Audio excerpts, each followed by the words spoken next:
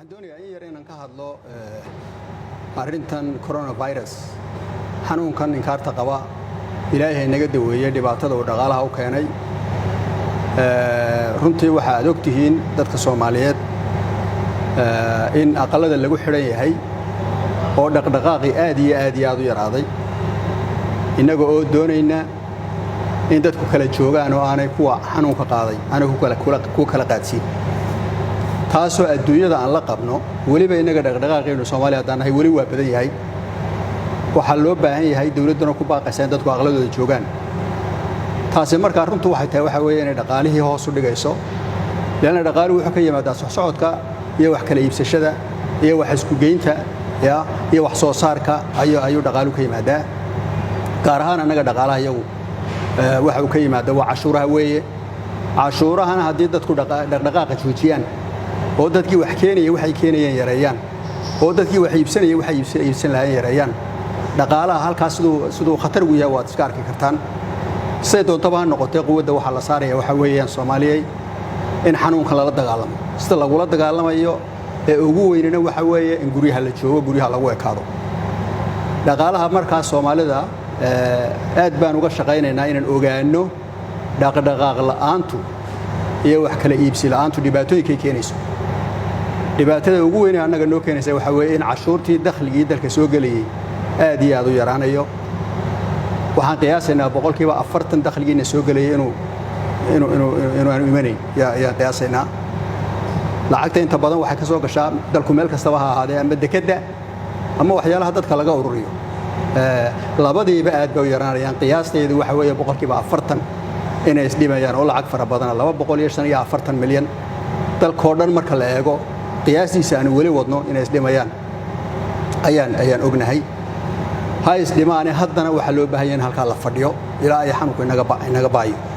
anaga mas'uuliyadana saaran marka waxa weeye in aan qiyaasta saxno waxa inoo dhimayso qiyaasta lacagta isdhimaysa intay noqonayso in qiyaasno lacagta markaan qiyaasno marka inaan meel ka doonno oo deelan dawladdu wayna socotaa dawladdu waa in dadkii mushaarkoodii la siiyaa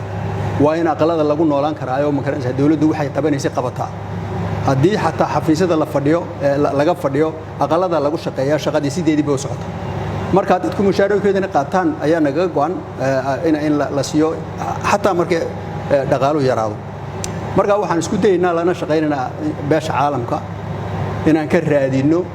kab dhaqaaleena ka raadino si aad ogtiin markii horeba kab baa jiray marka horeba dhaqaalahan soo saareen dhaqaale inaga wada filan ma hayn laakiin waan soo kacaynay oo bisha ka dambaysa ayaa yaraanaysa waxa foogaha ah ee aan dibadda uga baahnay yaraanayay laakiin maanta haddana hoos baa mar kale loo dhacay beesha caalamkuna way nala socotaa waana nala fahmayaan marka waxaan ku jirnaa inaan calculationka isla xisaabta isla keenno inaan beesha caalamka kab ka helay inagu filan si wixii dawladdu ay bixinaysaa bixiso ama ciidamada ha ahaato raashigooda ama mushaarooyinka ha ahaato ama hawlgalka waxa lagu shaqeynaya ha ahaatee sidii inaan u bixino bil walba mar waqtigeedii la gaadho ayaa runtii ay naga go'an tahay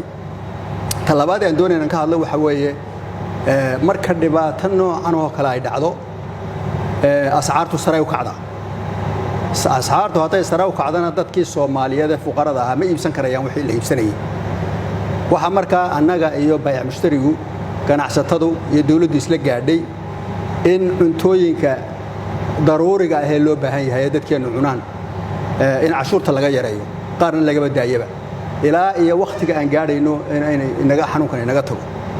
sida daraadeed berita marka laga bilaabo bisha 15keeda bariiska iyo timirta wixii yaalay waxa soo socda waxa laga deynayaa 100% cashuur la'aan weeyaan bari marka laga bilaabo hadii waxa weeye bariiska iyo timirta saliidda iyo burka iyagana waxa laga deynayaa 150 marka bari laga bilaabo ilaa iyo 3 bilood baan imika nidhi adduunku imika 3 bilood buu ku socdaa 3 bilood marka la gaarana dib baa loo sheegay waxaan doonayaa hoosta ka xariiqaya waxa weeye lacagta waxa loo deynayaa waxa weeyaan waxa loo faa'iideynayaa dadka maxaysatada ee wax iibsanaya ayaa loo faa'iideynayaa sidaa daraadeed waxaan indhaha ku hayn doonaa in lacagta aan deynay faa'iidadeedu ay dadka Soomaaliyeed u tarto wax oo aanay dhexda istaagin aanay dhexda lagu goosan ayaan ku dadaalaynaa dawladdu waxay eegi doontaa lacagta aan deynay ciday u faa'iideynaysaa ay eegi doontaa waa faa'iidaduna waxa weeye qofka wax soo iibsanaya ee dollarka haysta ama $2 ama inta ka yar ee soo iibsanaya saliidda iyo timirta iyo bariiska gaar ahaan imika rabadaan soo galayso waxa naga go'aantay waxa weeye inaan asxaartaas aan halkooda ka dhaqaaqin in fact in hoos u dhacaan ayaa loo baahan yahay marka waxa aan samaynaynaa hadii la yiraahdo inaan arinta ka shaqeyno inaan idin la socodsiino in wixii dhimanaan meel kale ka keeno